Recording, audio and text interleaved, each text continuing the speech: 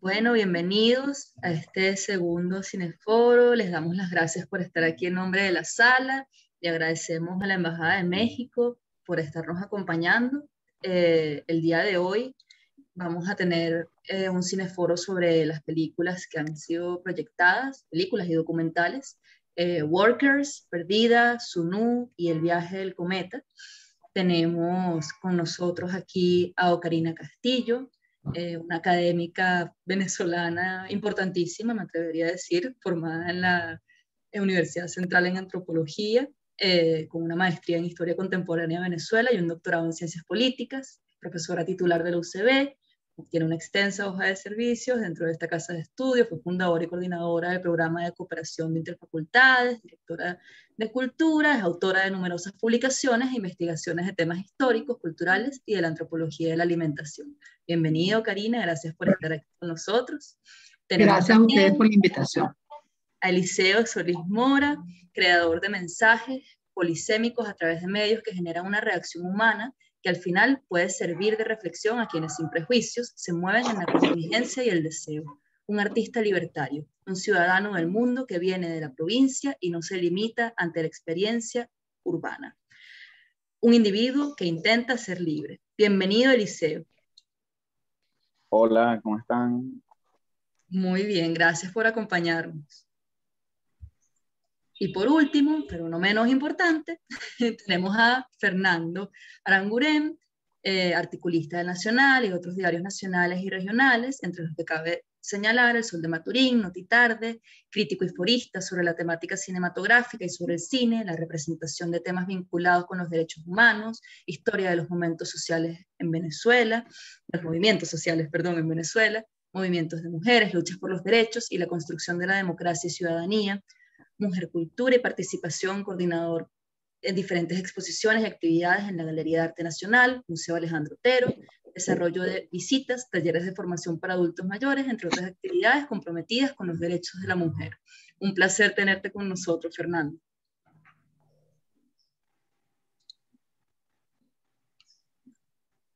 Bueno, creo que estamos listos entonces. Les dejo las palabras a ustedes. Estoy atenta aquí a lo que necesiten con la presentación y un placer estar aquí.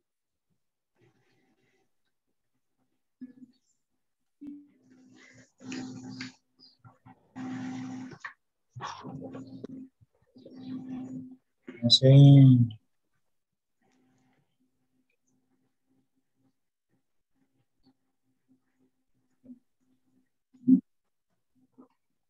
¿Cómo comenzamos? Sí, adelante. Es suyo el Yo micrófono. quiero proponer de que empecemos por los documentales y después la película. No sé si les parece. Ok. Perfecto. Ok. Bueno, ¿qué hacemos? ¿Comenzamos con Perdida? Sí, perfecto.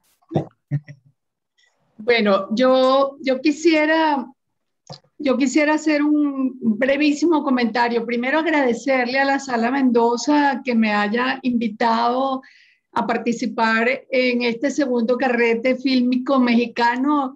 Estoy encantada de haber tenido la oportunidad de ver todos estos, tanto el largometraje como los documentales. Estoy encantada de esta oportunidad y muy feliz de estar aquí conversando con ustedes hoy. Me sorprendió cuando empecé a verlos, la proximidad de todos estos materiales fílmicos que nos hablan de un momento y de una década interesante, ¿no? Quizás el más viejo de ellos es del 2009 y el más reciente es del 2015, que es precisamente Sinú, que es sobre el que me gustaría hacer quizás unos comentarios más desde mi perspectiva y desde mi línea de trabajo sobre antropología de la alimentación. Pero sin lugar a dudas, lo primero que salta a la vista de todo el carrete es de esa intensa, compleja y diversa filmografía mexicana. En lo que vimos, desde Workers hasta los 3 documentales, se está registrando de alguna manera momentos de la historia y de la sociedad mexicana contemporánea con muchos detalles y desde muchas perspectivas y con una gran diversidad y con miradas muy especiales. Y eso lo celebro y me encanta porque nos permite, bueno, adentrarnos en un país verdaderamente complejo, interesante y sometido a procesos de cambio, como todos, muy fuertes y muy importantes. Pero en segundo lugar, en cada uno de ellos está la presencia de elementos, por decirlo de alguna manera, que tienen que ver con la memoria y con los imaginarios.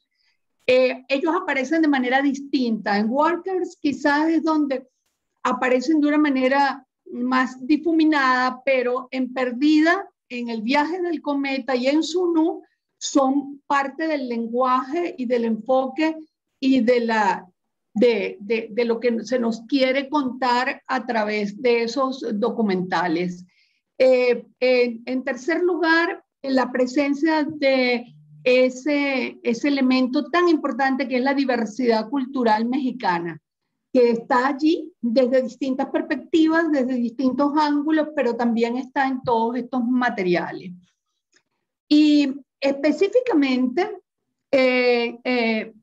a mí Perdida me encantó, me pareció además una interesantísima manera de abordar para nosotros. Yo quiero comentar que soy de las que me considero parte de una generación profundamente influida e impactada por lo que fue las huellas del cine mexicano en la cultura venezolana. Yo soy nacida en 1951 y para los de mi generación, algunos anteriores y otros inmediatamente posteriores, la impronta de los imaginarios de la cultura mexicana, del cine, de la música, de la poesía, de los artistas, de los perfiles, del lenguaje, de los paisajes, de las haciendas, de los bailes, de las faldas de las mujeres, etcétera, tiene una impronta y una huella muy importante en nuestros imaginarios. No por casualidad, todas esas teorías que se han estudiado mucho de cómo hubo influencias, por ejemplo, en nuestras fórmulas danzarias, que se estereotiparon en los años 50 y se convirtieron de alguna manera en los registros masivos de bailar el joropo, asociados a los guapangos mexicanos y asociados al mover de la falda y asociadas a toda una cantidad de ritmos que nos habían llegado a nosotros por allí, por las películas, por todas esas cosas. Entonces, evidentemente, cuando uno forma parte de generaciones tan marcadas, afectivas y cognitivamente con estos imaginarios y con estos símbolos, esta película es muy interesante. Muy interesante porque es eso, es descubrir esos carretes que descubre la nieta, es descubrir esos personajes, es descubrir el proceso social que está detrás de las salas de cine, detrás de las productoras de cine, las contradicciones, los diversos modelos y todo eso visto a través de la saga de una familia, no exenta tampoco de contradicciones internas, de diferencias, de perfiles, etc. Entonces creo que Perdida para mí combina, me hizo recordar en algún momento a una película maravillosa que es Antonieta, una película que también es sobre una figura mexicana de Carlos Saura, no de Saura, no, sí, de Saura.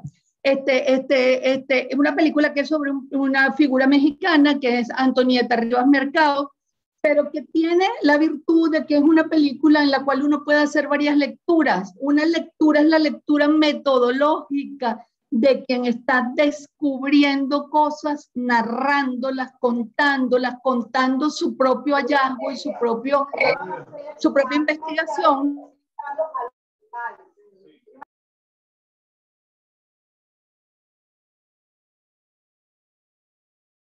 Algo pasó. Ocarina, creo que se muteó tu micrófono, para que lo...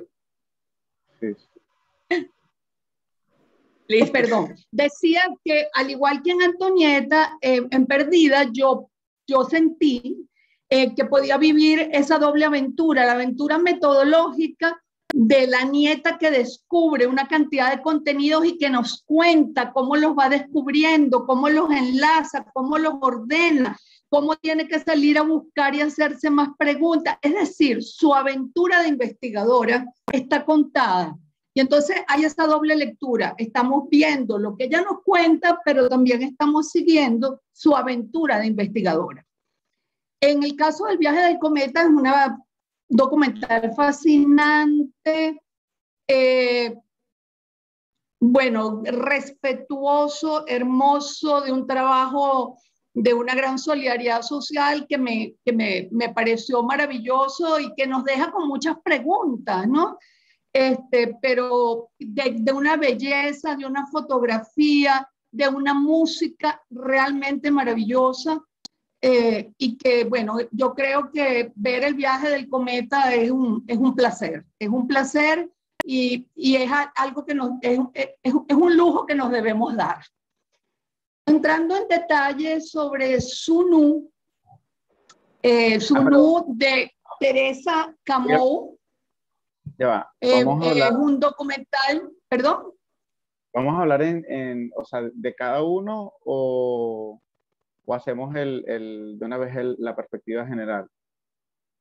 No sé, Fernando, ¿qué hacemos?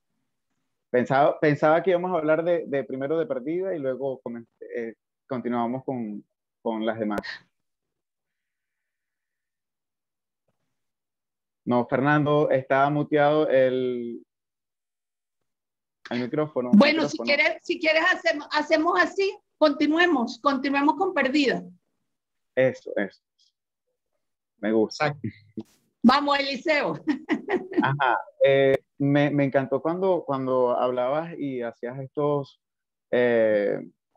indexados con Antonieta, perdón, el documental Antonieta. En el caso específico de Perdida, hay algo importantísimo que hay que destacar, que es un documental, pero este documental no tiene la pretensión de ser autobiográfico. Sin embargo, en la tendencia, en lo contemporáneo, hablar de un documental desde una perspectiva del yo del director es vincularnos de alguna manera, porque ella es la heredera de alguna manera de una cantidad de información que no había sido procesada de la manera específicamente como ella logró hacerlo en ese documental. Ahora bien, por un lado, ella también está, o sea, el documental básicamente tiene o sea, es como una fase de investigación en la cual tenemos una investigación que está por recopilación de documentos de otras fuentes y está la documentación desde la perspectiva de los hallazgos de archivos de la familia, que incluso no habían sido tocados en su momento para niveles de difusión. Entonces, haciendo un poco el entramado con lo que se llama Perdida, también obviamente tiene que ver con una situación de desprejuiciarse ella misma como objeto, porque ella había querido, la directora particularmente había querido no vincularse nunca con este cine específico. Ella quiso hacer cine, pero como también borrar un poco ese sentido que tenía de prejuicio en torno al cine de ficheras, que lo hizo muy conocido toda la dinastía Calderón. Entonces ella, de alguna manera, ella tuvo que volver a verse a partir de incluso datos, registros, porque ella viene a ser la bisnieta de esta generación vamos a tener más de 100 años, casi 100 años, sí, más de 100 años en trascendencia, y no había sido mencionado estos aportes, pero no tenían la relevancia cuando nosotros empezamos a ver todos los indexados a nivel histórico incluso que tiene la problematización con la censura, la distribución entre lo que es arte, industria, arte, comercio, si se hace o no, que si es intelectual o no. Entonces, me parece sumamente importante cómo se plantea incluso ese voice over, es decir, como pasa a ser como una suerte de autobiografía, pero al mismo tiempo también se van entremezclando con estas voces de estos de lo que va documentando de los entrevistados, que están aportando, obviamente, una razón de fe de lo que fue dándose en ese momento, con toda la problematización en torno incluso a la monopolización del cine y obviamente de las salas de cine. Ese aporte es sumamente importante porque hasta ese momento se habían hecho documentales, pero no habían sido de una manera directa con esta experticia de investigación y al mismo tiempo este sentido de pertenencia. Porque ella de alguna manera se reúne con todos estos familiares y que de alguna manera los reúne, porque en su momento pudieron haber tenido, por cuestiones de comercio, de egos, digamos como que esa guerra que al final no importa, porque ellos están generando una situación cultural que no la estaban viendo, no la estaban de alguna manera proyectando, y que en el documental se propone de una manera interesantísima. Otra cosa importante, y ahí sí cierro con mi comentario respecto a Perdida, bueno, o si no continuamos, es que me parece que aquí tomo las palabras de Catalina Sosa, que dice, la historia de uno podría ser en potencial la historia de todos.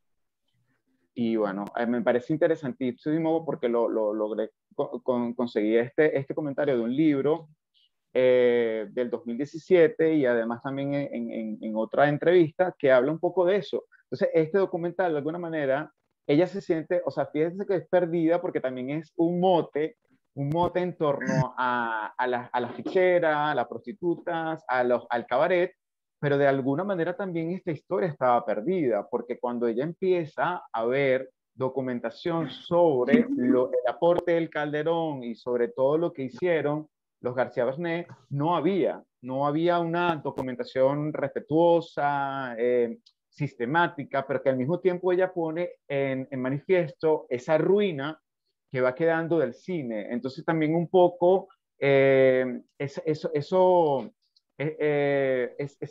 refrendar contemporáneo con la añoranza de también entender este nuevo régimen de visibilidad, que lo dice Eduardo Rousseau también, de esa manera, ese régimen de visibilidad que es como pasar de un sistema de codificación al otro sistema de codificación, me pareció interesantísimo, porque ahí podemos ver los rollos, vemos cómo ella los sistematiza y de alguna manera cómo también le hace la nueva coloración, para un poco ser didáctico. O sea, eso me pareció sumamente interesante el documental. Sí, primero que todo, estoy orgulloso por este encuentro, pero también quisiera darle la palabra a María, María para un pequeño saludo y continuamos con el proceso de Perdida, que a mí me parece una excelente película. María.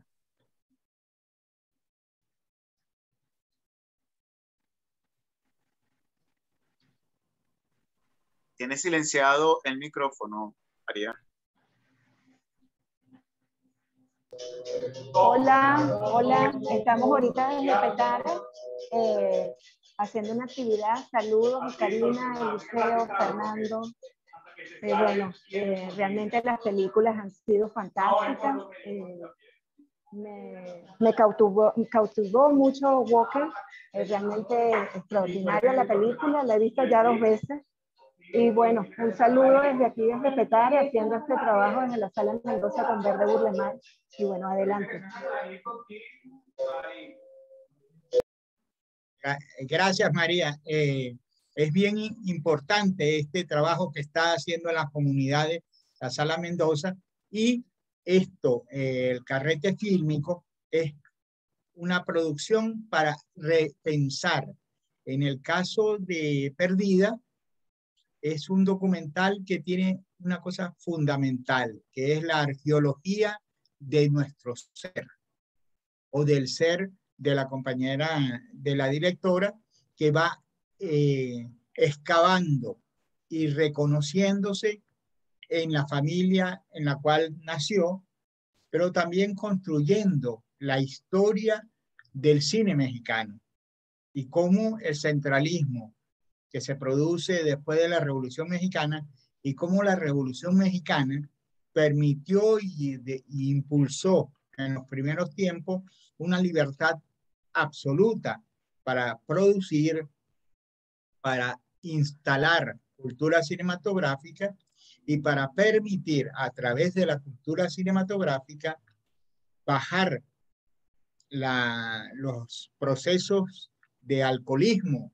en varias ciudades de México, porque los obreros y los trabajadores no iban, no asistían a los bares, preferían entrar en los cines.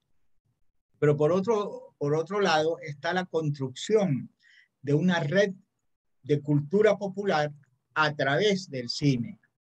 Eso se va dando y se va notando en el documental de cómo estas diferentes temáticas independientes, libres, guiones con una profundidad fundamental con respecto a la situación de México y la construcción de una película, de una sociedad con fuerte ciudadanía que termina ya en los años 50, después del presidente Cárdenas, al rato, burocratizándose de tal manera que desaparece la propiedad de los cines para hacer un gran circuito estatal, en el cual termina en las manos de foráneos y termina con ese gran trabajo que significó esa familia para la historia del cine mexicano. Y el documental no solamente rescata eso, rescata en varias escenas todo lo que es la cultura y la creación de cultura cinematográfica a través del abuelo, con aquellas pequeñas películas familiares de donde ella comienza construyendo este hilo conductor que conduce todo el documental a través no solamente de la historia propia, sino de la historia del país en donde está. Eso es sumamente importante y además descubre cómo el cine latinoamericano o el cine en castellano y el cine mexicano en especial es como el gran conductor de la cultura cinematográfica de toda América Latina a través de darle algo para las poblaciones y los grupos latinos en los Estados Unidos a través del cine. Entonces, por eso el plagio al cine en la última etapa de esta familia, como agarran las películas del director y las convierten en guiones, en películas producidas por un productor norteamericano que les cambia los guiones. Entonces, en el caso de la historia del cabaret o de las compañeras trabajadoras sexuales, en México, de los años 50, de los finales de los 40 y entrando a los 50, se produce un movimiento muy fuerte, no solamente de música, sino de construcción de una ciudadanía urbana y deja ese gran legado de cine que está basado en el campesino, en la Revolución Mexicana, en toda esta conducta de los llanos mexicanos, etcétera, etcétera, pero son reforzados con el concepto de lo urbano. Por eso el documental es para mí excelente.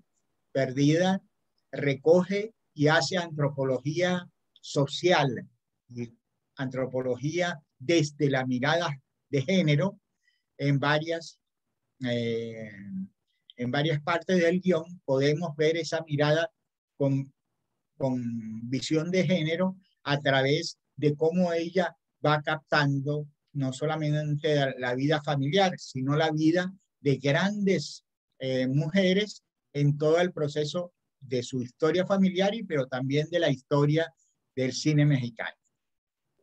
Me Gracias. parece, me parece interesante también esa parte cuando ella va descubriendo estos archivos que de alguna manera pues la censura tiene todo un perfil desde el punto de vista antropológico en el ser humano y que aquí se evidencia. O sea, ellos hacían dos versiones. Por ejemplo, el Santo tenían dos versiones. La versión es, digamos, como que para el exterior y la versión que se mostraba en el cine.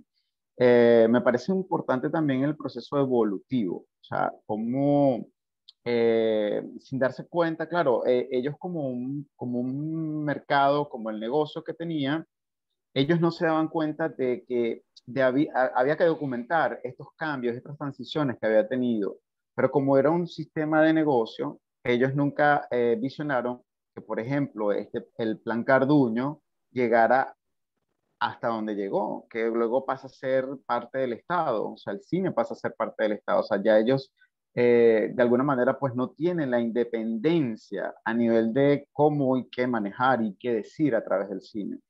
Y si bien el cine es formativo, ellos hablan y evidencian que estaban hablando de que sí, por un lado es formativo, pero por el otro lado o sea, era diversión, era una distracción, era atractivo, ¿no? Entonces no necesariamente tenía que ser eh, educativo. No estoy diciendo con esto que estoy compartiendo el hecho de que sí, no, pero el sentido creativo no debe tener una sola arista creativa.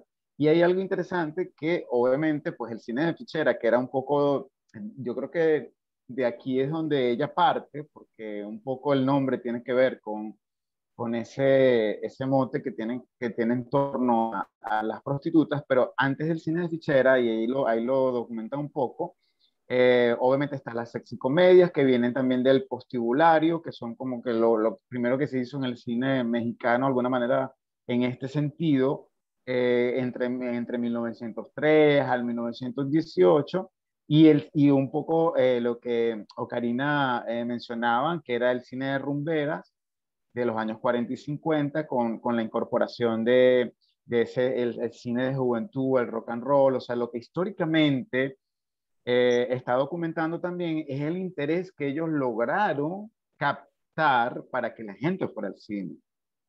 Y que de alguna manera el cine fue ya un centro cultural donde pues hacían las reuniones, porque cuando colocaban había la música incidental, porque antes del cine sonoro también existía toda esta maquinaria detrás de colocar el cine con toda, ellos incorporan la música popular, o sea, hay mucho que descubrir en el documental que me parece interesantísimo y que también obviamente a nosotros nos afecta porque estamos hablando de una época, en el caso del cine de fichera, estamos hablando de los 70, estamos hablando que ya en Venezuela obviamente Total. teníamos ya un proceso de modernización también y que todo esto lo vamos a consumir, evidente, porque México fue como que punta de lanza en torno a lo que es cine latinoamericano, por llamarlo de alguna manera, y obviamente pues fíjense que se hacía también cine de terror, claro, como dice la documentalista, dice el Drácula y el sexo. Entonces había como que esas cosas que ella también lo menciona y aceptando que, bueno, o sea, no le puedes quitar el mérito que han tenido, una trascendencia que no se le puede quitar. Y me parece, el documental es sumamente importante, lo recomiendo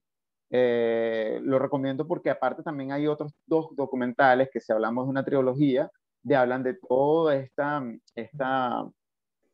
esta herencia que, bueno, que vamos a llamarle no herencia, este documento, legado. este documento histórico, porque es que hablar de herencia también es como que tengo que seguir. Sin embargo, vemos que al final al hijo de la documentalista también lo están grabando y él está viendo la televisión. Entonces, de alguna manera es como que vamos a continuar. Y fíjense que también... El legado. El legado, porque si al acaso vemos y lo conectamos con Sunu, y ahí disculpen que ya me salte para Sunu, pero si nos conectamos con Sunu, vemos también cómo hay esa cosa de generacional, ¿no?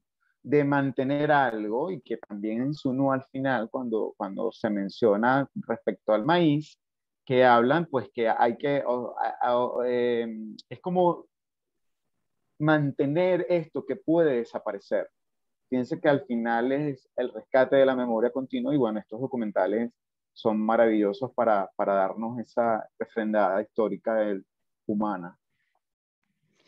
A mí me gustaría añadir a lo que hemos comentado de Perdida, antes de empezar, de continuar con Sunu, que además es una muy buena oportunidad de meterse como en una especie de álbum de fotos, porque Sunu nos ofrece imágenes maravillosas de muchas cosas, de personajes, de esos ídolos del cine mexicano y de la música mexicana que aparecen, algunos furtivamente, otros con más detalle, de esos artistas que todos en algún momento vimos en las películas, pero también de las ciudades, de las calles, de las ciudades, de las construcciones, de los propios cines, del vestuario, de los bares, cantinas, restaurantes. Es decir, creo que es una maravillosa oportunidad para uno recorrer un álbum de recuerdos. Como diría por ahí Ampuero, al final la vida quizás no es más que eso, un permanente recorrer los recuerdos, ¿no? Bueno, no sé, ¿les parece si le entramos a Sunu? Sí, me parece Total. No solamente interesante, sino es que Zulu es un documental que hace un trabajo social de enfrentarse a la invasión de los transgénicos en México. Y además, el proceso cultural y antropológico de ir perdiendo el tipo de semilla mexicana, aquella mazorca negra, roja y de varios colores, que va a dejar de producirse porque no da dinero, porque el Estado tampoco le conviene mantener esa semilla prehispánica, y la eliminación de la identidad. Ahí se trabaja en Zulu, la eliminación de la identidad, el tema del maíz, y además la realidad que viven los campesinos de las diferentes zonas mexicanas. Y además es un gran documental de denuncia, pero también de propuesta. Eso es lo que yo diría sobre Zulu. Efectivamente, Fernando, Sunu de Teresa Camus, un documental hecho en el año 2015. Me gustaría comenzar diciendo, para los que nos están escuchando y no lo han visto, que Sunu es el nombre del maíz en lengua rarámuri, que es uno de los idiomas que se hablan en Chihuahua. Entonces, y me parece lindo comparar esta manera de designar al maíz, compararlo con la que tenemos nosotros, y muy especialmente con la manera científica de nosotros denotar al maíz, que es con el término que propuso Carlos Linneo, que es sea maíz. Y sea maíz, que viene del griego y del latín, lo que quiere decir es grano que da la vida.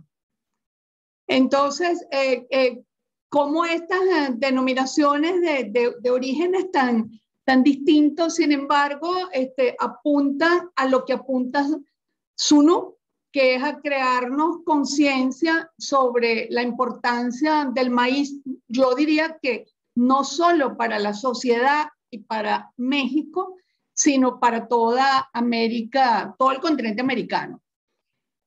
Antes de entrar de lleno a hacer los comentarios de Sunú, siempre en mis clases sobre antropología de la alimentación, cuando me refiero al maíz, me gusta decir que el maíz es quizás el alimento que nos es más transversal en todo este continente.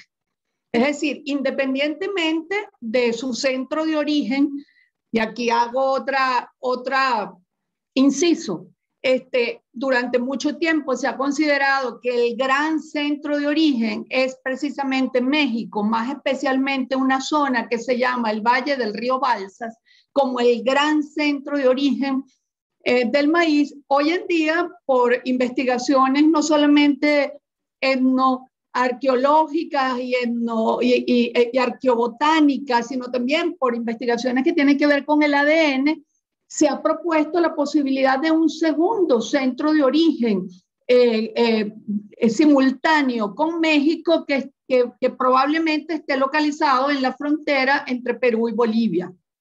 Eso ha determinado que definitivamente, y ahí sí no hay lugar a ninguna duda, México es el centro de mayor diversidad del maíz, seguido de Perú. Entonces, independientemente de estos centros de orígenes tan poderosos, el maíz está transversalizado a lo largo de todo el continente americano. Y cuando hablamos de que está transversalizado, no está transversalizado como elemento de condumio nada más, sino que está transversalizado como elemento cultural, como elemento relacional, simbólico, religioso, social, cultural. Está en nuestros imaginarios, está en los imaginarios de las culturas del sur de Estados Unidos, está en los imaginarios del Caribe, está en los imaginarios del sur de América, está en los imaginarios de las miles de elaboraciones gastronómicas que se hacen sobre el maíz a lo largo de todo el continente americano. Entonces, decíamos que en Sunú todo eso está. Como muy bien decía Fernando, están algunas contradicciones y dilemas muy importantes que a lo largo de la historia reciente de México se pueden precisar. Uno de esos dilemas es el dilema que se establece entre el maíz criollo y el maíz híbrido, que fue la primera gran contradicción. Es decir, ese maíz criollo que tiene toda esa historia maravillosa que tiene que ver con el origen de las variedades silvestres, del teocintle, del cual derivó el maíz en su época inicial y en la ancestralidad de nuestros cultivos, maíz criollo que siguió cultivándose a la luz de las diversas modificaciones que a través de las prácticas agroecológicas sus productores y las poblaciones originarias mexicanas fueron haciendo. Ese maíz criollo que está extendido y que tiene una enorme cantidad de variedades en México, que es quizás el país que más variedades tiene. Entonces, ese maíz, en contraste con el maíz que se empieza a ser protagónico en el siglo XX en México, que es el maíz híbrido, que vinculado a algunos desarrollos agroindustriales, también a desarrollos agrocomerciales, y por supuesto cuando hablamos de lo agroindustrial y lo agrocomercial, el mundo de la publicidad y el marketing, y por supuesto a el surgimiento de las harinas. A esa primera dilema, Sunú nos muestra embozadamente, pero está allí mostrado un segundo dilema, el dilema entre ese maíz criollo que se procesa a través de los molinos y de la tecnología nixtamalizada y ese maíz híbrido que termina siendo la materia prima fundamental de las industrias de Entonces, eso es lo que se llama el tema de la harinización, que llevó incluso a finales de la segunda mitad del siglo XX en México a una especie de conflicto de intereses muy importante que se llamó la Guerra de la Tortilla. Es decir, la tortilla que se hace en los molinos con el maíz criollo y la tortilla que se hace a partir de la industrialización del grano, empezando cada vez más a tener una participación importante el maíz importado para la industria de las harinas. A esto le sumamos un tercer dilema, una tercera contradicción, que aunque parezca mentira, tiene que ver con los colores, maíz blanco, maíz amarillo. ¿Por qué? Porque el maíz criollo tradicional mexicano, ese que los pobladores de los diferentes lugares que nos presenta Teresa Camus en el documental, de Chihuahua, de Sinaloa, de Ocelopo, Hidalgo, de Tuxtla, Veracruz, de los Mochis de Sinaloa, de Tlaxcala y de Oaxaca, el maíz que esos pobladores siembran es blanco. El maíz que viene por la vía de los maíces híbridos importados es fundamentalmente amarillo. Son maíces distintos, tienen que ver con variedades diferentes. Entonces, ahí vemos cómo en todas esas entrevistas y en todas esas intervenciones que vemos en SUNU, van apareciendo esas contradicciones. Y finalmente, la última contradicción, que ya la apuntaba Fernando, es la que se está dando en estos últimos tiempos, que es los maíces transgénicamente modificados frente a los maíces criollos. Y por supuesto, esta última contradicción está asociada al agravamiento de las anteriores, porque cuando el proceso de industrialización de la harina se ha hecho más intenso, cuando el proceso de la pérdida de superficie sembrada con maíces criollos ha empezado a bajar, cuando además ha habido cambios importantes en los patrones y hábitos de consumo de la sociedad mexicana, cuando han variado en función del Tratado de Libre Comercio las decisiones proteccionistas para el maíz propiamente mexicano, y se ha ampliado la oferta de importación del maíz procedente de USA. Es decir, estas últimas décadas y la lucha que la sociedad mexicana ha tenido en defensa de su maíz da cuenta de todo ese paquete de contradicciones con sus distintas profundidades. Y no nos podemos olvidar, y también está dicho en SUNU, también está dicho poéticamente, bellísimamente, pero cruelmente y dolorosamente, los efectos del cambio climático. Las sequías, entonces zonas donde la sequía acaba con la plantación del maíz, pero zonas donde son las heladas y las inundaciones, y ambas, esas sequías y esas heladas e inundaciones, son parte de las modulaciones exageradas que nuestro ambiente está experimentando como consecuencia del cambio climático.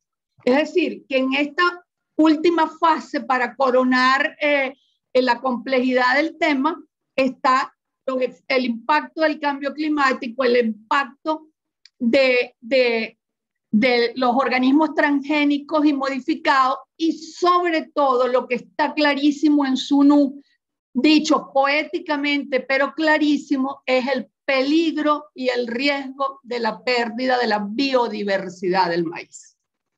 Que no es solamente pérdida de la biodiversidad del maíz, es que la pérdida de la biodiversidad del maíz está asociada a la pérdida de la biodiversidad de los ecosistemas en los cuales el maíz se produce, porque no es solamente que se pierde la biodiversidad del grano de maíz, es que esa biodiversidad del maíz está asociada a un ciclo de vida que tiene que ver con insumo, tierra, fauna, flora, humedad, es decir, es un ecosistema. Entonces, evidentemente, la pérdida de biodiversidad del maíz está asociada a la pérdida de la biodiversidad de todo el sistema como tal. Yo diría, entonces, dicho esta parte de los dilemas y de las contradicciones, que SUNU es realmente un canto y una oración Un canto que nos habla del maíz como alimento, pero también del maíz como progenitor, al estilo de como lo hacía el Popol Vuh.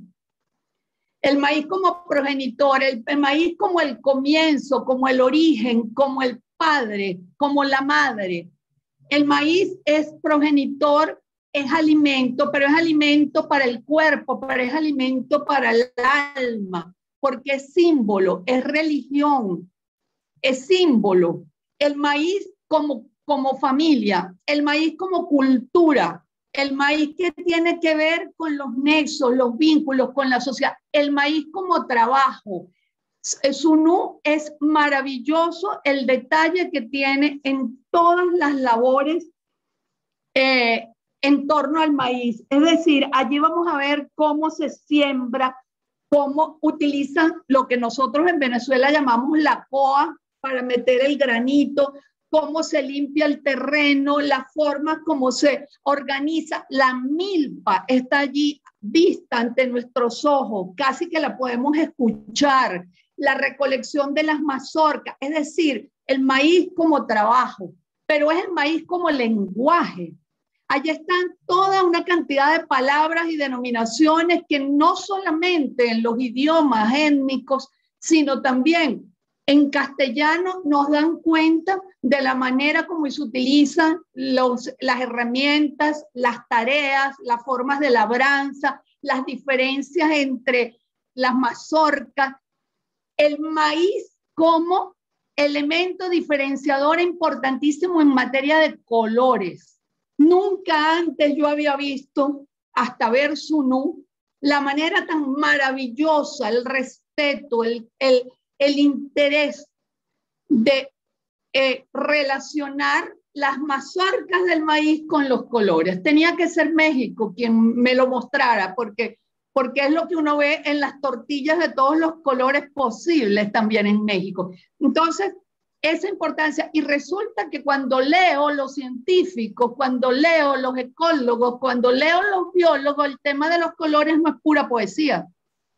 El tema de los colores tiene que ver con la biodiversidad, porque cada uno de esos granos de colores encierra esos elementos. O sea que aquí se funden la ciencia y la poesía y la fotografía de una manera maravillosa en el tema de los colores. Cuando Sunú nos habla de maíz, nos habla también de las mujeres, porque nos habla de esa mano amorosa de la mujer que siembra, que recoge, que muele, que amasa, que prepara, y de esa relación mujer, maíz, masa, tortilla, y de tortilla, alimento, hijo, familia, hogar, calor, salud, es decir, todos esos elementos. Es decir, que Sunú es realmente un canto a todo esto, a la antropología del maíz, a la antropología del alimento, a la simbología, a la importancia del maíz en la alimentación, en la cultura, en la ecología, en la biodiversidad, en los cambios que tenemos que impulsar si queremos llevar con buen viento las medidas necesarias de transformación por el cambio climático. Y yo quería cerrar con una frase que me recuerda una exposición a la que fui hace muchos años en la Ciudad de México que dice: sin maíz no hay país. Y con una foto de una pintura de Joel Rendón que tiene que ver con eso de sin maíz no hay país. Bello.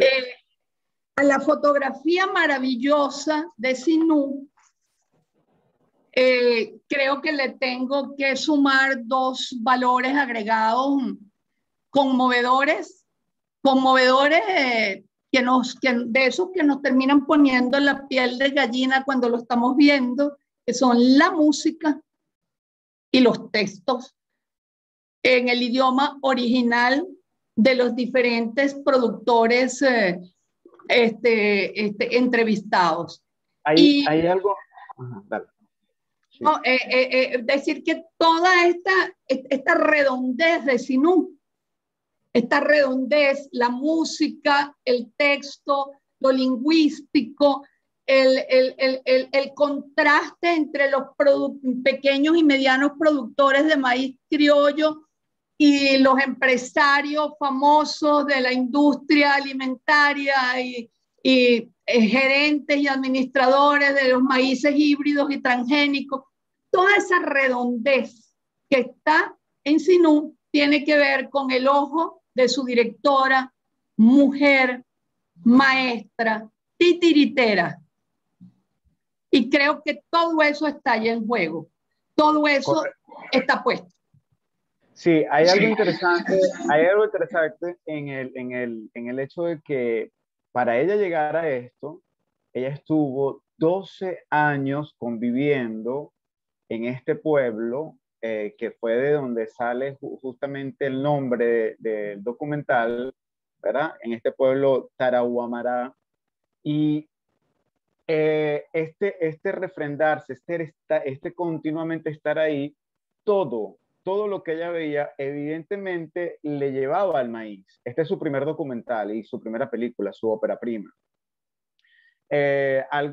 Algo que también se le aporta al documental, a Sunú, es esa línea en donde te plantea un reflexionar, porque ella, así como bien lo dijiste, Ocarina, que coloca el productor, tanto al productor indígena, al productor mediano, como al, entre comillas, alto productor, porque es aquel que está sentado detrás de un escritorio y no sabe en realidad la cultura que hay detrás de lo que está, de lo que está comercializando y lo que significa para el pueblo que está produciendo su propio alimento y que además también es su sustento económico.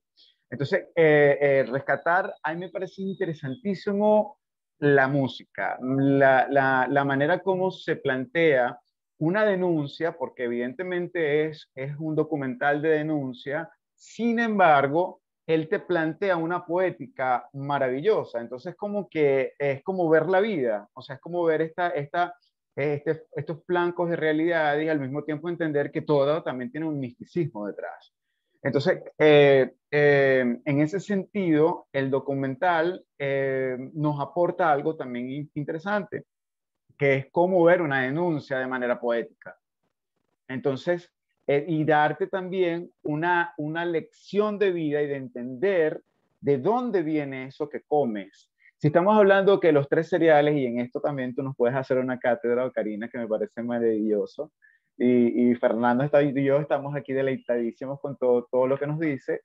Es interesantísimo el hecho de ver que los tres cereales más importantes, que son el maíz, el trigo y el arroz, y que obviamente el maíz aporta casi que, lo dice en el mismo documental al final, el 50% de lo que la humanidad consume, y que estamos hablando de los 6, que también lo aporta como datos el documental, las 65 razas de maíz que se diversifican, que es lo que intenta también el documental rescatar, el hecho de salvar, que yo creo que también un poco lo que los documentales, y en esto también creo que casi todos vamos a estar de acuerdo, los documentales nos van a aportar, lo que aporta el cine, es esa mirada humana de entender que no se trata como en su momento nosotros le dimos esa apertura a la modernidad. No se trata de tapar, de eliminar, se trata de convivir. Entonces, hay una parte, y esto poéticamente hablando en el documental es maravilloso, cuando hay una toma, ahí empieza la toma y se abre la toma a un plano general y empieza la lluvia. Y luego viene un voiceover extraordinario donde dice, y lo voy a leer textual porque no puedo parafrasearlo, dice: la agricultura es lo que mantiene vivas las tradiciones, es lo que hace vivir a la gente. Wow, yo cuando vi eso se me eriza la piel. Claro, después empieza a hablar un poco más de esto, pero ahí eso ya necesariamente, nosotros, el ser humano debe entender que debe existir respeto a lo tradicional. yo soy pro, vamos a hacer cosas nuevas, pero también entiendo que para ser contemporáneo tienes que entender tu historia. Entonces, el hecho de que tradicionalmente esto va generacional es una enseñanza de vida, porque fíjense que también vemos las nuevas generaciones sembrando, sabemos a las niñas sembrando, vemos, y me parece interesante también el hecho de que sea en lengua indígena tradicional, y que también se aporte el hecho de la subtitulación, y que también haya entremezcla de todo eso, de todos esos valores a niveles lingüísticos y de imágenes. Una cosa también que se puede aportar del documental es que, como en todo ámbito del hacer, del arte, fíjense que al principio le costó muchísimo entrar a ciertos festivales, porque era un documental de denuncia, y a los festivales como que le agradaba era el gusto estético, aquel gusto aplomado, aquel gusto que, bueno, vamos a hacerlo un poco más reflexivo, más contemplativo, porque no es tanto reflexivo, sino lo contemplativo, y en este tiene todo. O sea, es un documental que te aporta todo, y es maravilloso verlo porque te hace sentir, te mueve la hebra humana y te hace entender lo que estás comiendo, la conciencia que tienes en torno a de dónde viene, quién lo hace y qué hacemos con eso.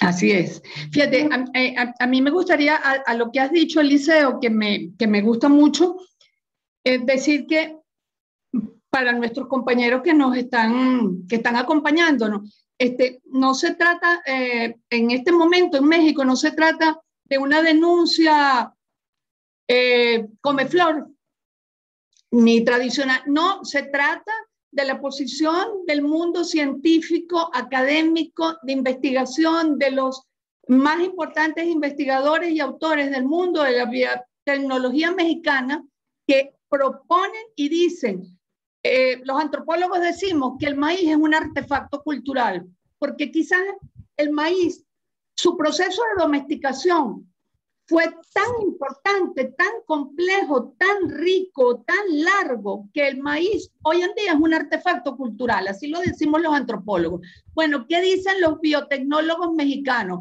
Dicen, no se trata de cerrar todas las puertas a las posibilidades que la biotecnología nos ofrece, se trata de buscar aquellas que nos den seguridad ambiental, para el cuerpo, para la salud, y culturalmente que esté al servicio de los productores genuinos.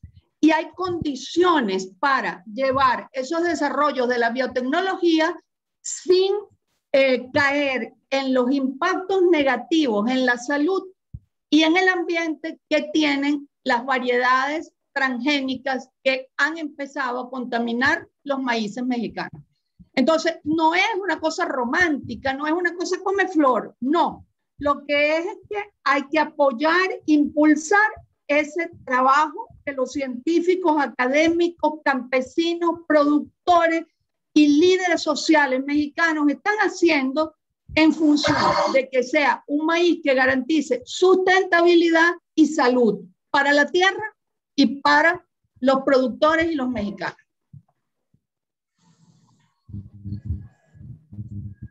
Totalmente, totalmente. Ahora pasamos a...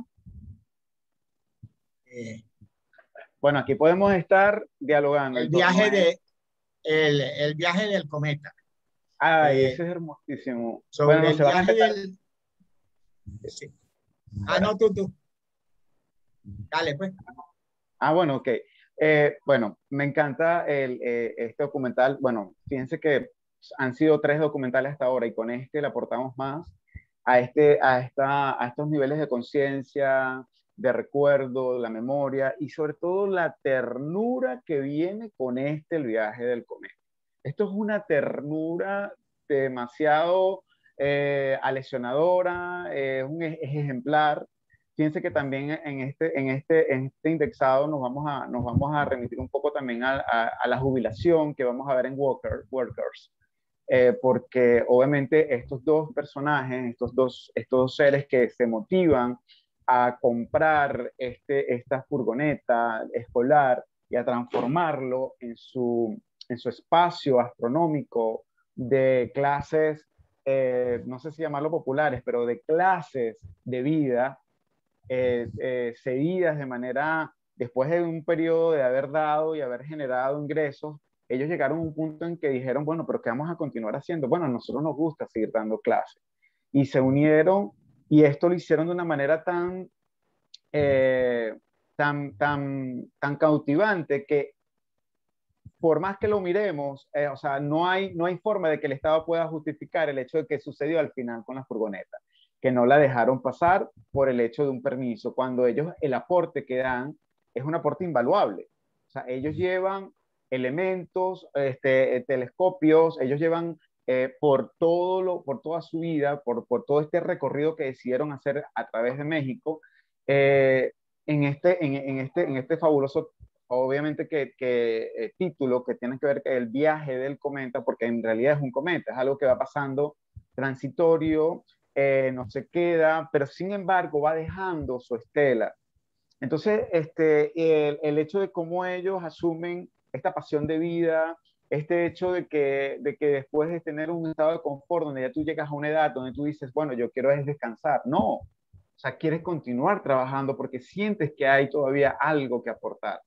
Y lo que me parece también interesante, y en esto se rescata de las antiguas culturas, si hablamos occidentales, hablando del hecho de lo astronómico, de cómo también esta relación de los planetas, de estas alineaciones de nuestro planeta, en cómo nosotros giramos en torno a y todo lo que también somos parte de. Entonces, claro, entenderlo y llevarlo de una manera didáctica a comunidades donde remotamente se van a preguntar esto, no por el hecho de que no se lo pregunte, simplemente que no tienen motivadores y que sea de manera gratis, porque ellos no lo estaban haciendo con un sentido de lucro, me parece extraordinario. Claro, es evidente ver que aquí también hay otra cosa interesante en torno al documental, es que la documentalista es la hija de estos dos, de este personaje principal, que es el señor Yabay, para eso voy a buscar el nombre específico, porque siempre a uno, el señor acá, si alguien lo tiene, el viaje, ajá, Fuentes, porque o sea, la documentalista Ivonne Fuentes es hija de uno del señor.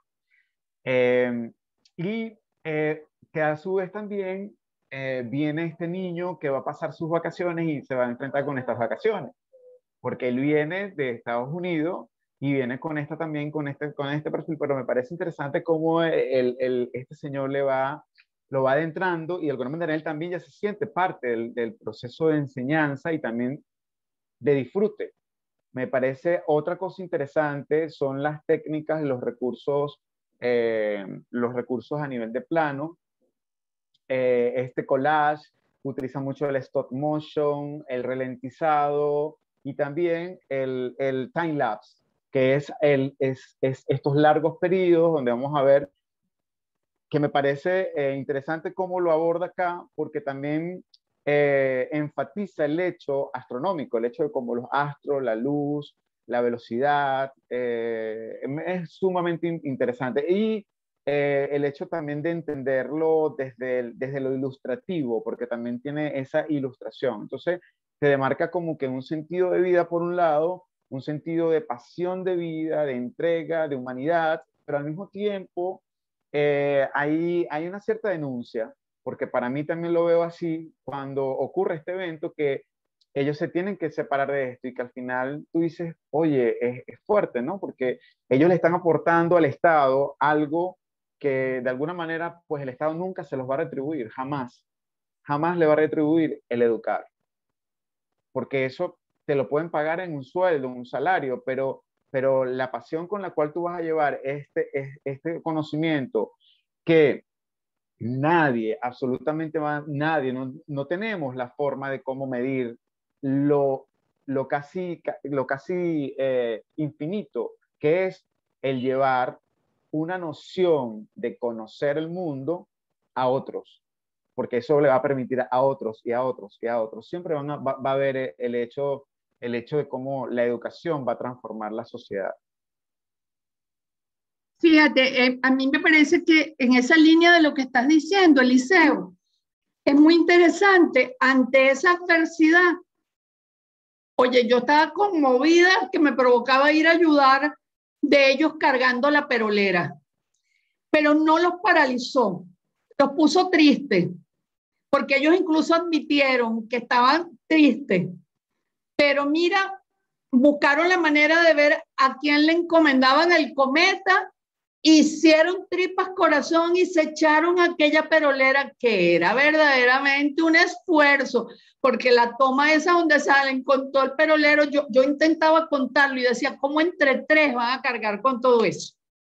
Entonces, yo creo que eso da cuenta de esa tesitura, da cuenta de ese compromiso, de esa valoración maravillosa de lo que ellos hacían, ¿no?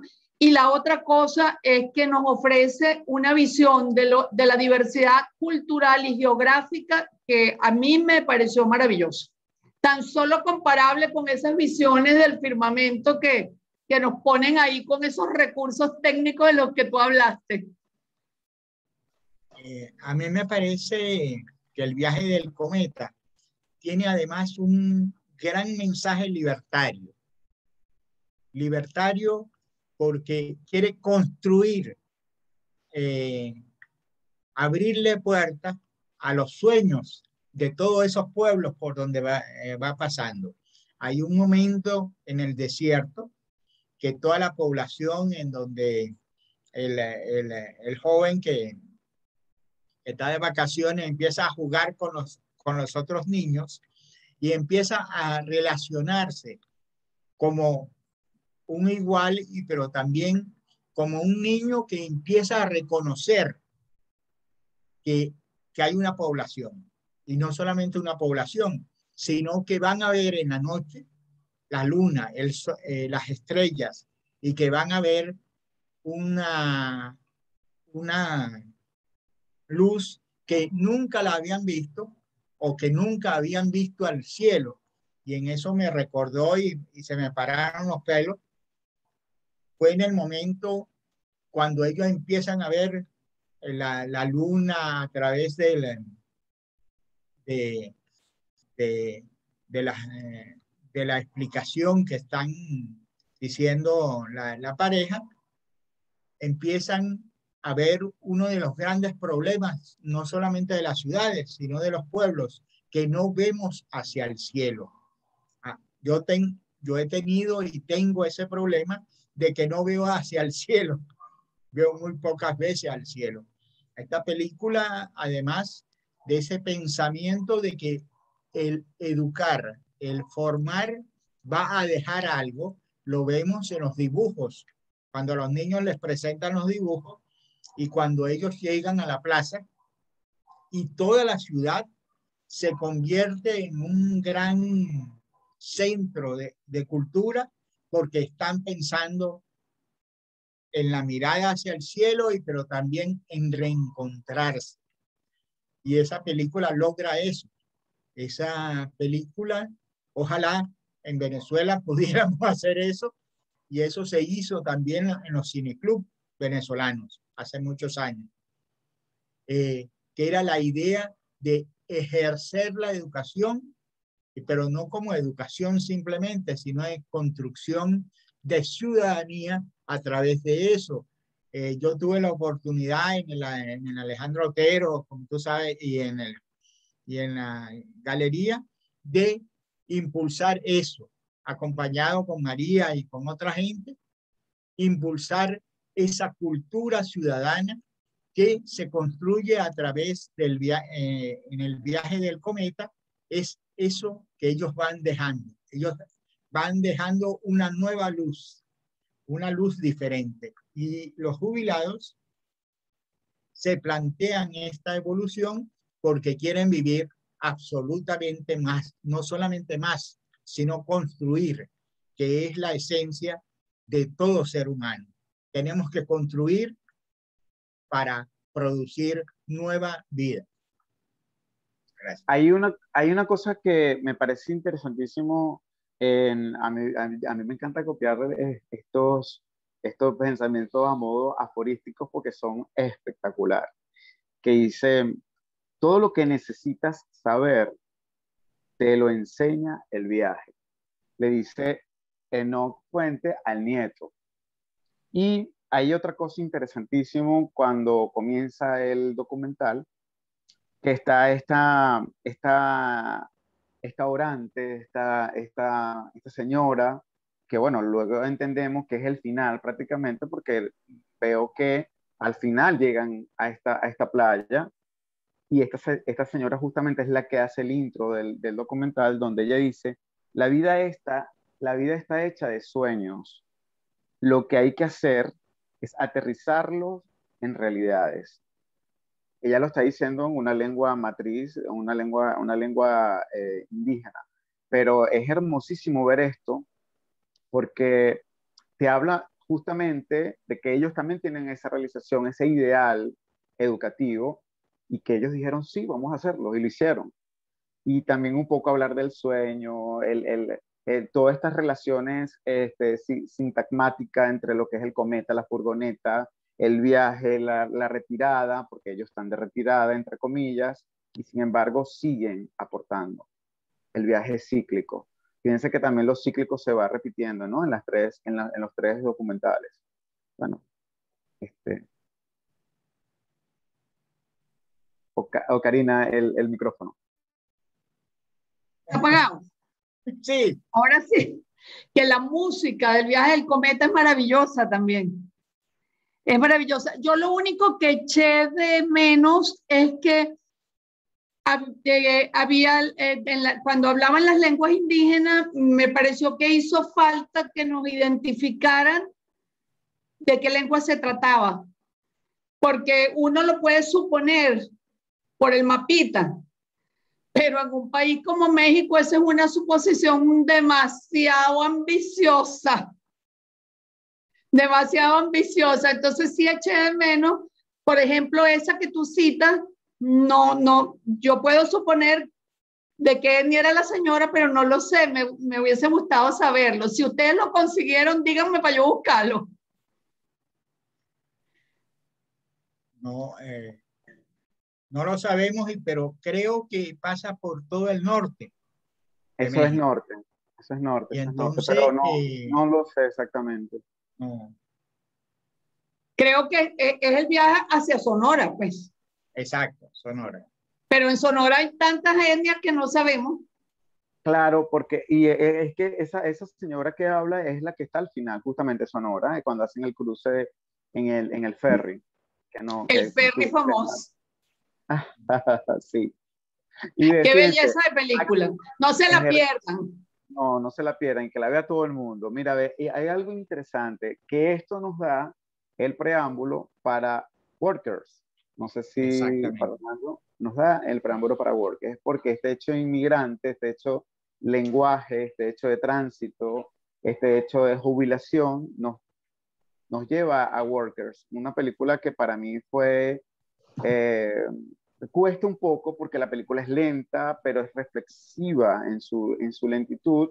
Ella es reflexiva y la intención también es que hay como un cierto toque de comedia negra, pero al mismo tiempo es una ironía que pareciera reflexiva porque nos hace compartir. Siempre los planos estos planos generales de gran secuencia donde no vas a tener un paso de un plano a otro, lo que nos hace es involucrarnos con el sentido, con el perfil humano de lo que se está narrando. Y en Workers está tan bien utilizado que al principio cuesta, pero cuando tú relees, cuando tú vuelves a verte en la situacionalidad, y justamente en este paralelismo, sobre todo este intro que es tan poético, tan brutal, tan mordaz, tan, tan nuestra realidad. Esta separación, fíjense como que el muro llega, obviamente, o sea, este, este dolly, este movimiento de cámara donde se va abriendo, se va abriendo, se va abriendo, y vemos a este supuesto jubilado, porque luego vamos a descubrir todo lo que va a ocurrir detrás de él, y vemos esta relación de esta madre también con la pareja que está del otro lado, y que al mismo tiempo él lo está viendo y él le pasa a ser como este silente, que de por sí este actor fue nominado al premio Ariel y murió en el 2015, de hecho, él murió. Que lo hace maravilloso, porque aparte hay una relación interesante con decir que todos estos films son de México, pero en el caso de este director es salvadoreño o residenciado en México. O sea, ya es mexicano, ¿no? Pero, o sea, su origen es del Salvador. Entonces también este hecho inmigrante, este hecho de también entender que Rafael ha sido 30 años su jubilación. Fíjense que todo pasa como 30 años, porque también tiene 30 años Lidia de trabajar Con la señora. como servicio doméstico, y en el caso de Rafael, 30 años y ya viene su gran jubilación. Pero a él le hacen una promesa. A él le hacen una promesa que él va a ser ciudadano mexicano luego de ir a Vietnam, o sea, en el 68. Y luego, obviamente, como toda promesa llegó y se olvidó, pero se olvidó incluso el papel que él determinó. Pero también entendemos y empezamos a descubrir cómo se comportaba él luego de 10 años antes de determinar esto, o digamos como que a los 20 años de servicio. Me imagino yo también que lo presenta el director de manera, sí, es ese humor negro, pero muy particular, porque él empieza a hacer desastre en el trabajo y lo graban, donde él hace todo el antinorma, él le vale mierdas, pero entonces, disculpen la expresión, pero es así. Pero llega un punto en el cual empiezas a entender y la actitud, o sea, sales por la puerta trasera, pero él está contento. O sea, él está contento. Es su revancha. Es su revancha, pero al mismo tiempo es su realización, porque fíjense que como film no entra en conflicto, el conflicto que tenemos somos nosotros. O sea, hace moverte a ti de entender que el conflicto es tuyo, porque estos personajes van resistiendo, porque la mucama también, la doméstica, Lidia, tampoco, ella estaba muy conforme, sin embargo, amaba a su jefa, muere su jefa, pero ya como dice, ya murió mi razón de ser. Y con todo y esto, se siente con un peso porque obviamente pasa a quedar millonaria, pero ella dice, tengo que matar a esta perra, ¿no? Entonces, claro, la princesa pasa a tener como que esa injerencia y es como esa risa, porque yo me reía, pero al mismo tiempo decía, wow, pero este director es tremendo, este director juega con nosotros. Y por eso esta película tiene tanta trascendencia a nivel de, incluso la palabra que la denomina, workers, trabajadores, ¿quién deja de trabajar? Sí, ¿Quién deja de trabajar? a mí esta es una de las películas que más me impactó en el concepto de película de largo aliento. El director José Luis trata de construir, no solamente, como tú dices, un gran cuento de terrible, pero también muy sensible, porque nos cuenta cómo las personas pueden transformarse en víctimas y victimarios. Y la figura del trabajador de la empresa Philips y la figura de la compañera que trabaja en la casa en donde existe Princesa, que Princesa es realmente la más humana de toda la película. Princesa, que es la perra, es la más humana. Y eso lo vamos a ver a través de varios momentos. Además, la construcción de la memoria con respecto al personaje de la memoria del personaje del señor y la memoria de la señora que trabaja en la casa, es la construcción también de un odio social, de un odio promovido de los orígenes de cómo aparece Princesa en la vida de esa señora que es la gran reina de la casa, a través de que muchos de ese gran palacio es producto del narcotráfico. Y eso lo cuentan muy discretamente a través de la película, de cómo se construye esa posibilidad. La madre del personaje, de uno de los personajes, construye un gran palacio para su madre, pero la madre rescata a Princesa, que iba a ser eliminada porque es de raza galgo y ya no podía correr en las carreras de perros que se hacen en la zona. Quisiera, si la compañera me puede pasar los diferentes pedazos de película que ya tienen archivado.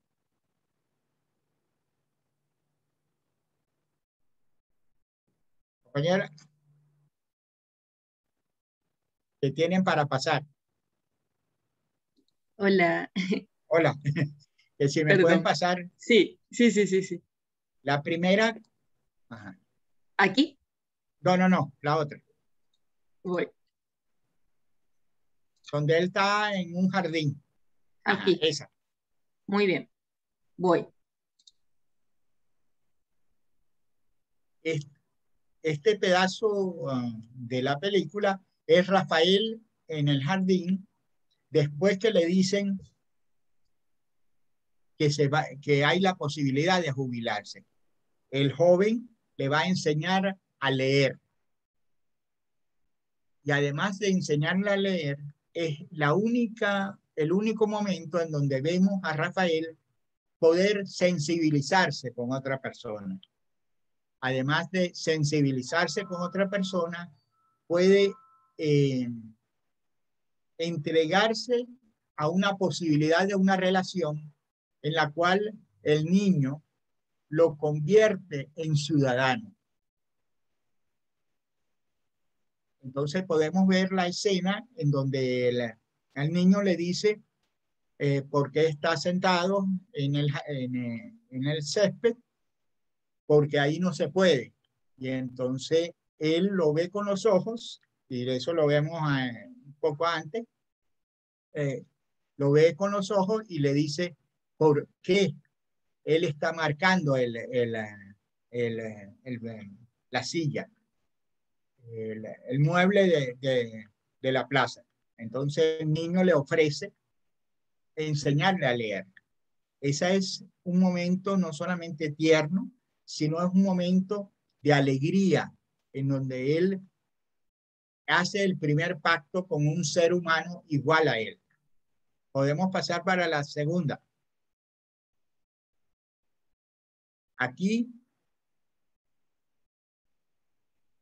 Sigue la primera. Esa es la Voy, sí. primera. Es que se pausó aquí. Esta. Ajá. En la segunda podemos ver que ellos están viendo el video en donde, como decía Eliseo, Un ven desastre. toda el saboteo ideológico y político de Y ir laboral. y laboral reivindicando sus derechos. Aquí vemos cómo ese saboteo esencial y radical, sin agresión, pero más violento que una bomba, lo podemos ver en todas estas imágenes donde Rafael construye su gran venganza. Algo interesante aquí, y disculpa que te interrumpa aquí en este punto, que nosotros, el director nos los hace ver, porque a mí me resultó muy curioso el hecho de que cuando él entró al baño, y yo dije, y no cerró la llave. Claro, pero me quedó una imagen, o sea, el director juega con nosotros, Sí, porque sí. nos va develando esto. Y algo interesante de la otra escena, de la otra toma, donde el césped, es que el niño le dice, y tú no leíste que no se puede pisar la grama, y es cuando él le dice, yo no sé leer, no sabe leer. Además, párala ahí un momentico. Va a desarrollar no solamente la posibilidad de la lectura, sino la posibilidad de este saboteo estratégico. Hay una escena que no la tengo, pero es una escena cuando él empieza a cambiar los bombillos. No sé si se acuerdan, en una de las primeras escenas. Un automercado. Sí, él No, empieza. En un mercado. Es un locker. No, pero en el locker. Ah, cuando la parte. No es cuando la parte que En está el en el locker. automercado, no. Cuando los cambia a puesto. Los bombillos Exacto. Philips. Exacto. Él pone los bombillos Philips para que se vean más al inicio. Y después se dedica también a ir a los sitios en donde venden los bombillos y cambiar por otra marca para que se vea la otra marca y no la Philips. Este saboteo no solamente directo, sino de acción directa anarquista, da la posibilidad también de ver, y esa no es una escena que tengo en la que escogí, que es cuando come, cuando van a preparar la comida de princesa, podemos ver cómo pesan la comida que va a comer princesa, y después de la muerte de la dueña de la casa, a princesa le aplican una dieta de muerte lenta. Hay una escena terrible. Pero se persigna Lidia. Ella se persigna permanentemente persignándose. Pero hay una escena muy fuerte y muy terrible, que es la perrita atada a su propia estatua, cogiendo frío y ladrando porque no entiende lo que le está sucediendo, pero también el sadismo con el cual ha sido atacada por estas dos mujeres que trabajan en la casa. Y hay una muy bella escena, que para mí es muy bella, es cuando van en el carro, no sé si se acuerdan, van a montarse en el carro, se llevan a princesa, y la señora que cocina, que también cuida a princesa, le tapa los oídos para que no oiga rancheras, porque ella no podía oír rancheras. Entonces, ese respeto por la perra, ese también amor por la perra, se nota en ese momento, y se ve la diferencia del concepto que tenía la dueña sobre lo que es la música popular mexicana. Entonces, ahí hay todo un juego que hace el director y nos hace reflexionar profundamente. La segunda, no tengo otro pedacito.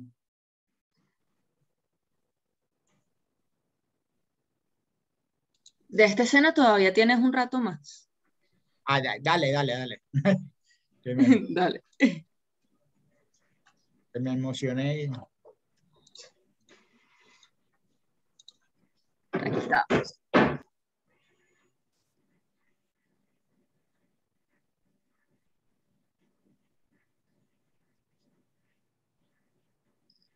En este momento, el gerente le dice toda la situación a los abogados, y los abogados tratan de buscar una solución.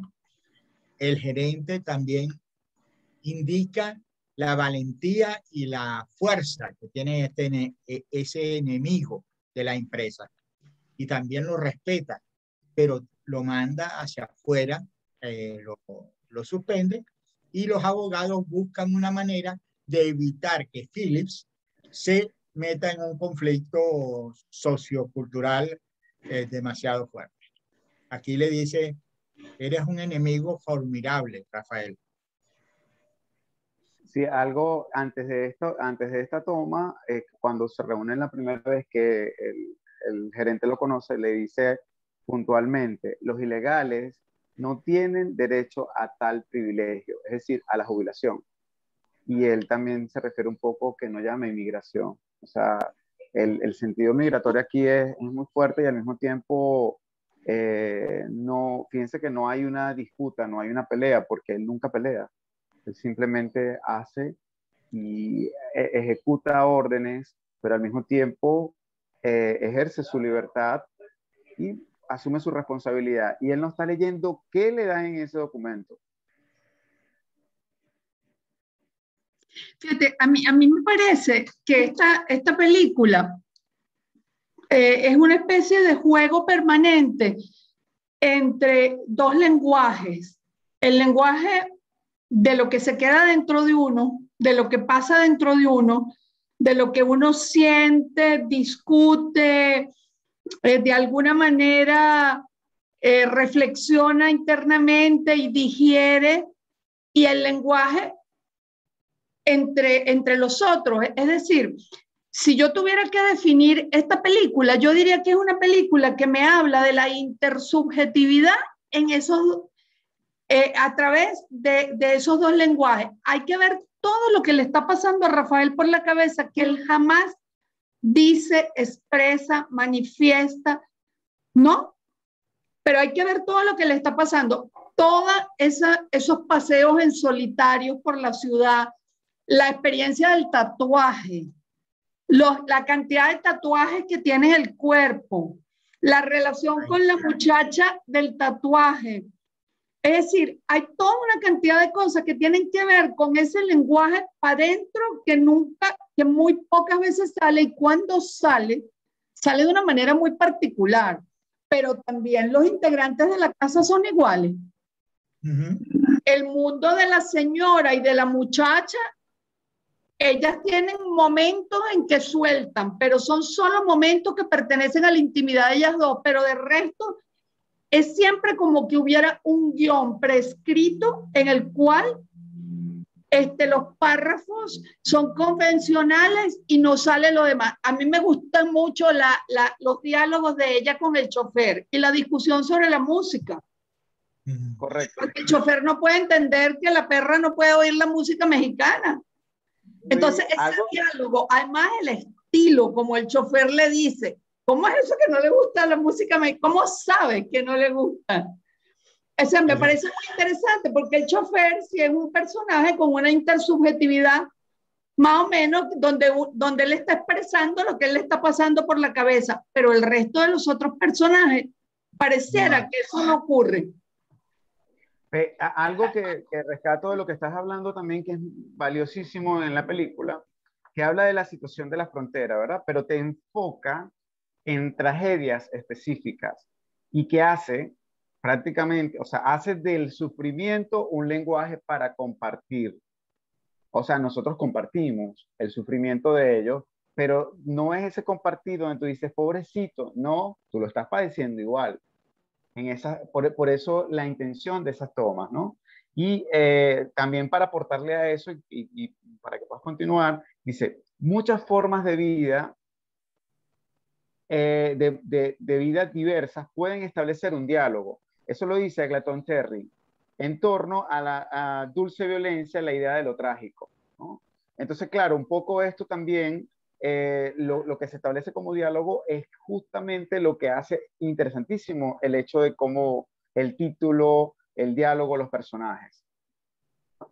Hay una escena que tú comentabas, Eliseo, que es toda esa parte sobre la frontera, que es además en el momento en donde una mujer está alimentando a alguien que está del otro lado. Eso se va a hilar con los tatuajes y se va a hilar, a hilar con el sentido de que las fronteras no solamente son hacia otro lado, son internas. Y eso le pasa a Rafael, pero también a ellas mismas con respecto a todos los demás que trabajan en la casa. La negociación o la relación de la compañera cocinera y de la otra mujer es simplemente de una relación en donde no hay nada humano, ni con el chofer, ni con los que vigilan, ni nada. Te doy una plata, tú te quejas al vecino para que baje el volumen, etcétera, etcétera. Y el único que llega a contactarse a la conspiración en contra de Princesa es el chofer. Y el chofer termina no entendiendo nunca cómo es la cosa, sino él se monta en el carro casi al final y dice, nos veremos. Y se van todo el grupo que trabaja en la casa, pero ellas dos quedan de un lado. Y en el caso de Rafael, hay otro pedazo de película que estuvimos comentando María y yo, que es el momento en donde Rafael está pintando los pelos de una mujer en su tráiler. Es un momento muy exquisito porque es la única expresión casi humana que hace Rafael con otra persona. Y ahí dice justamente, hay una frase que dice Rafael en ese punto, donde dice, hablan de la niñez, porque justamente con esto de jugar, él dice, cuando uno es niño, todo es bonito. Eso lo dice Rafael ahí mientras está lavando justamente lo que le estaba pintando el cabello a la chica. Cuando uno es niño, todo es bonito. O sea, obviamente que si hay una alegoría a esa añoranza de ser niño, a un mundo mejor, ahí te lo dicen, pero no hay, ¿cómo les digo? No hay un trastocar en esa película donde te lo van a decir, simplemente es que queda de modo reflexivo para ti. Simplemente son frases cortas, aforísticas que te llevan justamente a esto. Y es así. Entonces, claro, plantearte una realidad con unos planos, secuencias tan reflexivos, o sea, te lleva a también cuestionarte a ti, ¿qué hago yo? ¿Dónde estoy? ¿Quién soy? ¿No? O sea, el dilema y que fíjense que siempre va a haber como la división, porque empieza con el muro y termina con el muro. Entonces, el mar, tierra y aquella reflexión desde el otro, ¿no? Porque tal cual como empieza, termina, pero ya esta es la mirada desde el otro. Entonces, vamos a ver como que la otra parte de lo que vimos que estaba en este fragmento, ¿no? O sea, aquí vemos que se abre el mar, llega el personaje viendo a la chica que está aparentemente a su pareja del otro lado y luego vemos a la pareja, esta señora, y luego se abre el mar y vemos que la está viendo es Lidia. O sea, vemos a Lidia y a Rafael. Como decir las dos caras de una moneda, porque por un lado una queda millonaria y el otro queda sin nada. Con 30 años de servicio sabemos como que la contraposición de los opuestos, de cómo es la vida, incluso después de, ajá, das, aportas y qué queda luego. Pero entonces, claro, al mismo tiempo está ese estado de estancia con el mundo bueno, ese mirar al horizonte. Mirar al mar es mirar al infinito, es una continuidad, o sea, no es nada de gratis, no es gratis que haya sido de esta manera, ¿no? También, porque a eso le podemos establecer otro diálogo respecto al mar, que llega a partir del mar, siendo costa, ¿no? Es toda esa visual y también ese sentido de inmigración, de movimiento, de nacimiento, porque el agua también simboliza el nacimiento, o sea, una de las simbologías que tiene el agua es eso, ¿no? Crece otro nuevo ser, porque los dos están no ya sin trabajo, o sea, ahora viene un nuevo proceso en mi vida. No, y hay una parte que a mí me parece interesante, es la escena de la piscina en la casa grande, la escena de la piscina cuando aparece el niño. Es una especie de recuerdo de lo que le pasó al niño. No sé si se acuerdan en esa escena. ¿Se acuerdan? Sí, sí, sí, claro, claro, claro. Porque Bueno, habla justamente del hijo que nunca entró a la casa. exactamente. Compañera, si quiere, pasa el otro trozo de película. Perfecto, voy. ¿De esta misma escena o de la de la No, grama? no, la de donde está la mujer peinando. ¿No la tienes? Déjame ver, ya va. No, creo que tengo estas dos, la de la grama y la Ah, no, del... entonces Sí. no hay problema. Probablemente sea al final, ¿no? Al final de esta no estará. Al Sí, final de... Voy. Pues es posible, porque este todavía tiene un ratico, ¿ver? y No, creo sale. que no. Ah, aquí está la puerta, que es muy importante. Bueno, vamos a ponerle play si quieren a este entonces. Sí, sí, por. Ah,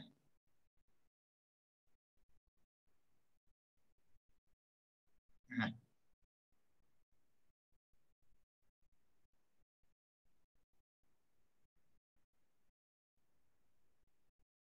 Esa caminata que tú decías, Eliseo, hacia la parte de afuera. ¿No? Y que simbólicamente, podemos decir, y semánticamente, o sea, aquí hay un diálogo con el salgo. Fíjense que la directora, aquí, perdón, el director no coloca Phillips. Obviamente que vamos a leer Phillips, porque ya es una, eh, está casi que implantado en nuestra memoria. Pero ahí es ese camino largo donde lo vemos salir. O sea, él sale como empleado y fíjense, termina saliendo libre. O sea, ya no importa, Phillips. O sea, ya me interesa mi vida, o sea, ya conseguí lo que quería.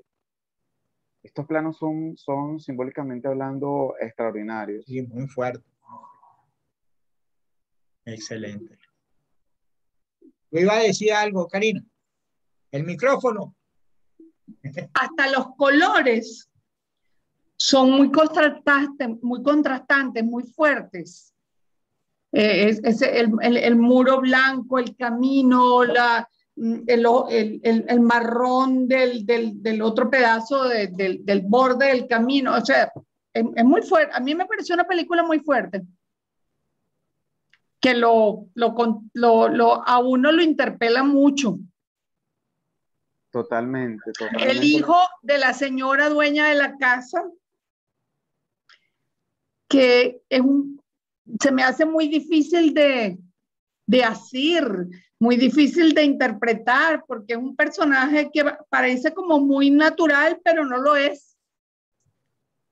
Sí, él definitivamente tiene un perfil psicológico fuerte, porque ya de por sí la relación con su madre, en la cual él nunca puede entrar, ella nunca lo quiere atender y no le Ajá. deja absolutamente nada, pero al mismo tiempo él es el que pasa a ser el hijo, pero él no tiene nada de injerencia directa en la casa. O sea, es como que si ella estuviese viva aún, ¿no? Entonces, claro, hay una relación edípica ahí extraña claro, nos lo plantean y que es muy dada del narcotráfico. O sea, aquí hay toda una cultura que sin ánimos de que el director nos los cuente, ya prácticamente la tenemos como que fijada.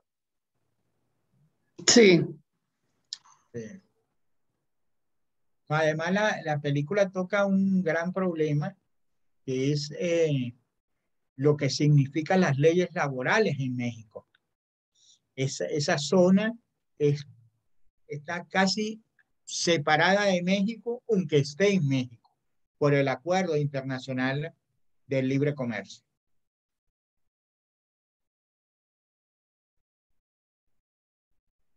Nos quedamos reflexivos.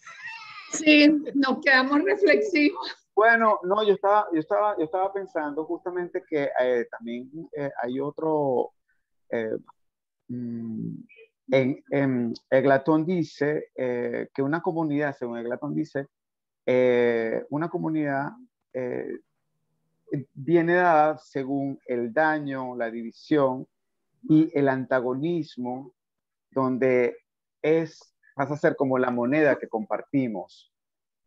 Entonces, claro, si bien nosotros podemos decir que todo este ciclo de este carrete fílmico nos llevó a mucho, o sea, a abordar la sensibilidad, la conciencia, la denuncia, pero al mismo tiempo, pues nos hace reflexionar sobre varios puntos que definitivamente este ciclo estuvo bien interesante, bien integrado, bien, de alguna manera, pues si lo hacemos como una línea del tiempo, nos hace ver qué comemos, qué somos, a dónde vamos y dónde estamos. O sea, bien lo podemos hacer así de esa manera. Y bueno, terminar en esta discusión con Worker, pues más todavía, porque justamente esa es la idea, creo. Aquí es donde podrían decir los Calderón, aquí se está dando lo que ellos quisieron interpelar a todos, donde sí puedes hacer cultura, dinero y al mismo tiempo reflexión, porque estos films de alguna manera fueron contracultura, de alguna manera, porque en su momento ellos para poder estar, o sea, calar con un sentido de cine comercial y que fíjense que 3 documentales que no son típicamente un documental como está dado, Convencional. y esta película que también de alguna manera no es nada comercial y que de alguna manera nos lleve a esto, porque el problema con los tiempos y con la necesidad de ver es que la diversión en torno a lo comercial nos ha dado que lo rápido es lo que en realidad vamos a tener como diversión. Entonces aquí nos centra en que no, en que estos espacios reflexivos son necesarios y que sin ánimos de que haya tanto diálogo, como hay una película que se llama Malena también, pero esta sí es ficcionada igual que como Workers, que es Mónica Bellucci, donde pasa, ella nunca habla, nada más la expresión es lo que a uno le queda, igual lo que le quedó a uno de Rafael, ¿no? Que es esa, y de Lidia, Rafael y Lidia, ¿no? Que son pocos discursos, pocos diálogos, pero están ahí, su presencia y pasan a ser parte de lo que también podemos ser nosotros y vamos siendo también.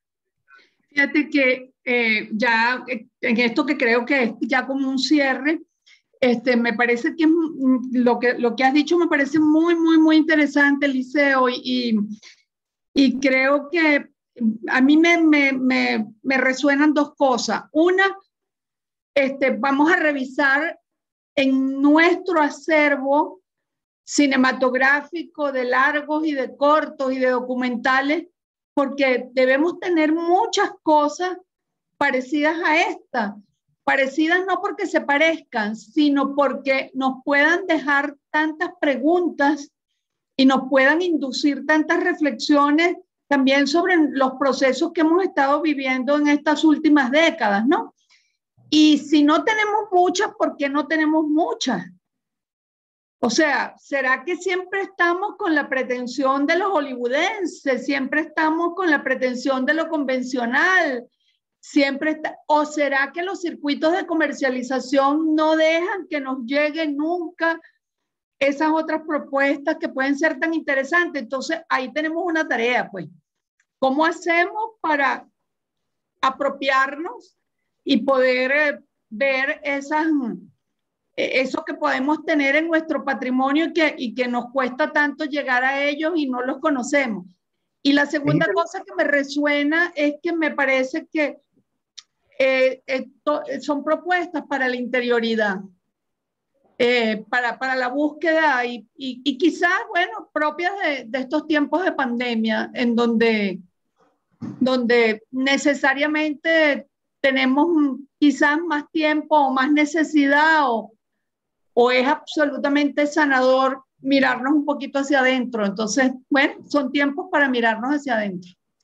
Lo bonito es que el carrete que está proponiendo justamente la Embajada, las Relaciones Exteriores de México, a la MESID, la Sala Mendoza, justamente, es que, claro, será interesante abrir otro campo de un carrete que de pronto puede ser venezolano, pero Lo bonito también, y que es ejemplar de parte del gobierno de México en este sentido, o sea, estas instituciones, obviamente con la Sala de Mendoza que nos invita también, es, es mirar que así como México aporta y hace todo esto, porque fíjense que las contribuciones son desde el Estado de México, pero muchos de los directores han sido o españoles mexicanos, o salvadoreños mexicanos, o bueno, algunos obviamente mexicanos, y también hay que entender que, por ejemplo, en el caso de Perdida, ella es bisnieta de todo este acervo cultural a nivel de cine. Y bueno, pues es interesantísimo ver cómo también nuestra particular escena de cine también está muy nutrida, hay mucho contenido, hay mucho trabajo por también ofrecer para que otros vean lo que se ha hecho aquí en Venezuela. Pero lo bonito es que estos carretes nos han llevado justamente a eso, a esta reflexión. Sí, Creo que no. ese es el fin. Además es que el Carrete, si vemos la selección de todas las películas del Carrete, eh, vemos la posibilidad de ver toda, no solamente la historia mexicana y la construcción de un cine independiente en México. Hay grandes posibilidades de hacer cine independiente. Nuestro gran problema es el cine comercial venezolano, muy interesante, etcétera, pero por mucho tiempo estuvo encadenado a la posibilidad de las salas solamente. Entonces, en un país en donde Venezuela se llegó a hacer hasta 1000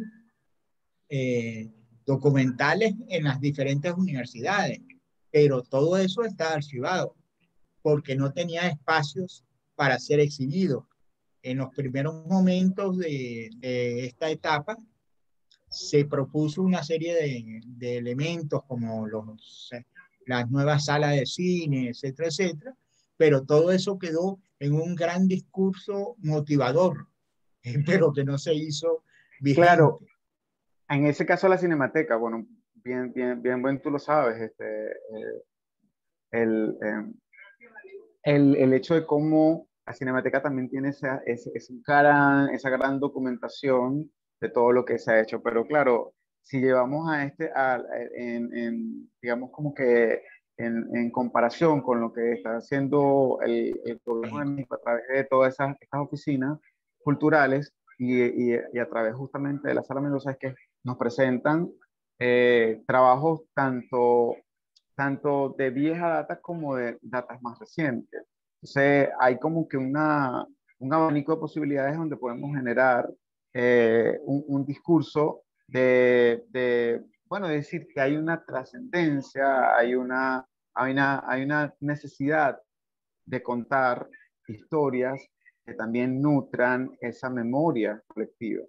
Entonces, claro, en nuestros ejes temáticos en Venezuela siempre en un tiempo fueron como que determinantes, y fíjense que también Perdida habla de eso, ¿no? De cuáles ejes, qué vamos a contar, qué es lo comercial, o sea, si se va a hablar de tragicomedia, de terror, o sea, el estilo de cine, porque tiene que ver con el público y un poco también las salas de cine. Bueno, aquí de hecho una de las películas que recobró en Venezuela fue el Azul y no tan rosa, que bueno, que nadie había ido tanto al cine como fue a ver Azul y no tan rosa, pero o sea, un poco lo que hay que rescatar del cine y que hay que rescatarlo del cine mexicano es que pues la producción está siendo motivada continuamente.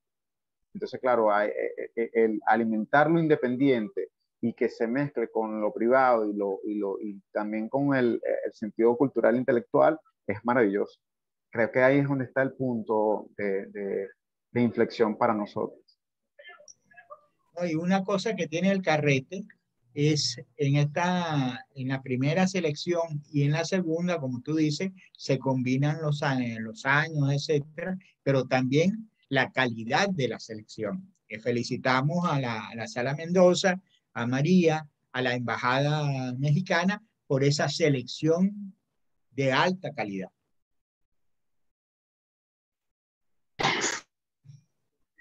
Lo felicitamos y agradecemos, pues, que nos esté llegando y que lo podamos estar disfrutando, conversando y compartiendo. Sobre todo eso, compartir y decir, ver, reflexionar y también ser, vamos siendo con todo este material. Así es. Muchas gracias.